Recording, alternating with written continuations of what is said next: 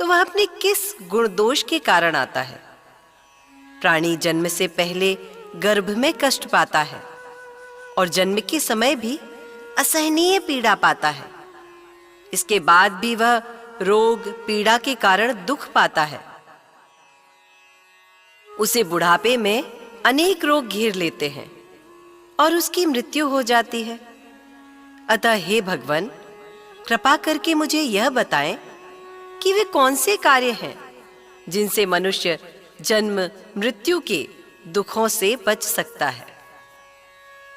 श्री भगवानोवाच। हे धनुर्धारी, जन्म मृत्यु का बंधन तो उन प्राणियों की नियति है जो संसार में क्रियान्वित रहते हैं।